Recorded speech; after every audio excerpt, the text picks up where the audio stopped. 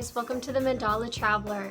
Today I'm really excited to share with you one of my favorite stops in all of Barcelona, Park Guell. Now, Park Guell is one of Gaudi's works. You probably hear Gaudi's name a lot if you've been studying Barcelona. He's the architect behind La Sagrada Familia, Casa Batlló. So many of Barcelona's most iconic landmarks were created by Antoni Gaudi. Now, this is a very unique setting in Barcelona. It's a public park set on a hill way above the city. It's got these gorgeous views, but what makes it unique is that it was actually intended to be a residential area for the bourgeois of Barcelona, aka the rich people. So unfortunately, no one ever ended up living there beside Gaudi and Guell. So the project was abandoned, and what was already done was turned over to the city to be a public space where people like you and I can come and admire Gaudi's works today, even in the 21st century. So today I just want to walk you through the highlights of Park Guell, show you what makes it so special, and particularly why I enjoyed it so much, and why it should definitely be on your bucket list anytime you're headed to Barcelona.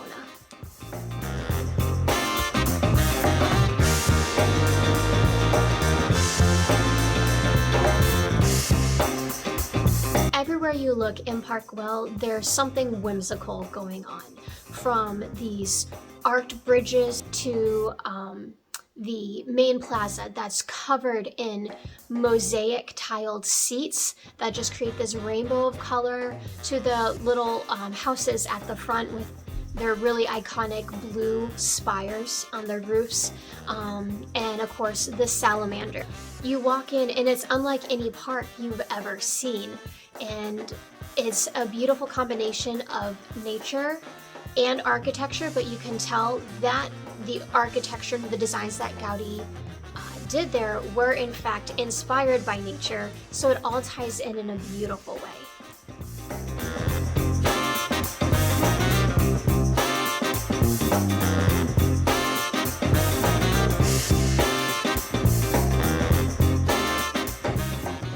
Alright, so let's go ahead and dive into some of the highlights of Park Guell.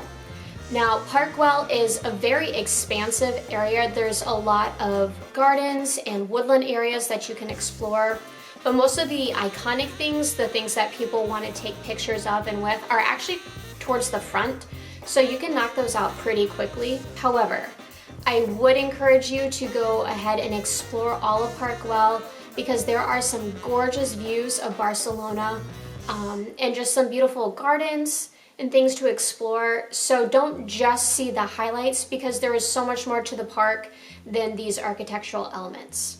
But with that said, the first thing you'll want to check out are the porter's cottages. Now, depending on where you enter Park Guell, these may be one of the first things you see. The main entrance is the south entrance, and the porter's cottages flank the south gate. You'll notice these two whimsical little buildings. They each have mosaic tiled roofs, and they were originally intended to serve as the porter's residence and then as a waiting room with a telephone.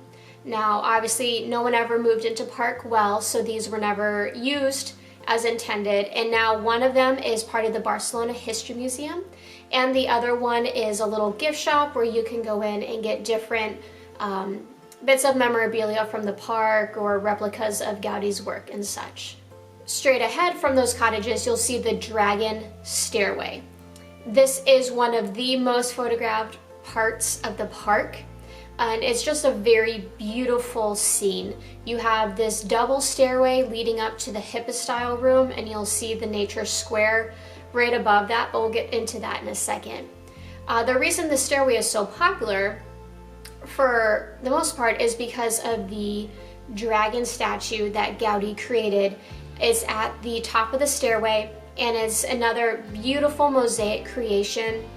Water from the Hypostyle room flows through the dragon's mouth, and you'll usually find a crowd gathered around this statue, everyone trying to take a picture with it, put their hand in the water.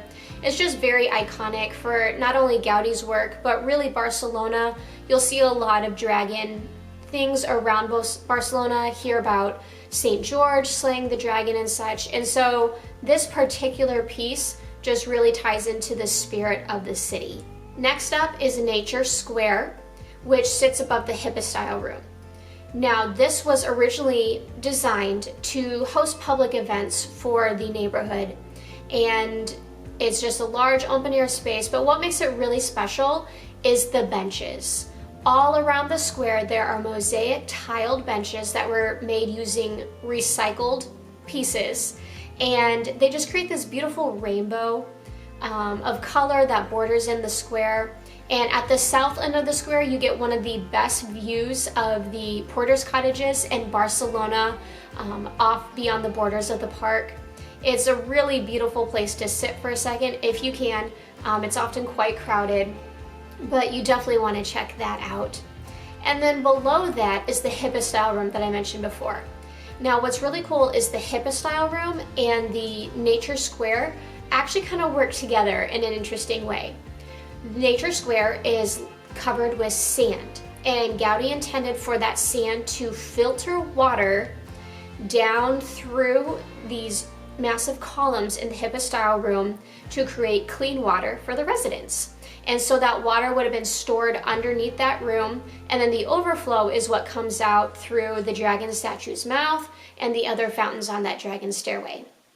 In addition to that, the Hippostyle Room was originally meant to be a marketplace area for residents, and it's just a very bold and unique area with lots of columns and then all these little domes in the ceiling that are covered with more mosaic work. And it's just a really cool glimpse into Gaudí's unique sense of creativity. Finally, be sure to check out the stone viaducts that wind around the park and up the mountainside. These are really cool structures that Gaudí designed with stone from the area, and they have a very rustic look to them that just ties right into the natural elements of the rest of the park. The tops of them have little gardens everywhere, trees and plants just flowing over the sides, so they look like they're at one with the nature in the park. And these are very wide, so they make perfect sidewalks, but they were originally intended for the carriages. But I really encourage you to walk up some of these. I believe there's 3 in the park, and just take in the views. There's little alcoves and balconies along the sides where you can step out and see Barcelona off in the distance, and the higher you go, the more beautiful the view gets. You can actually see La Sagrada Familia from there.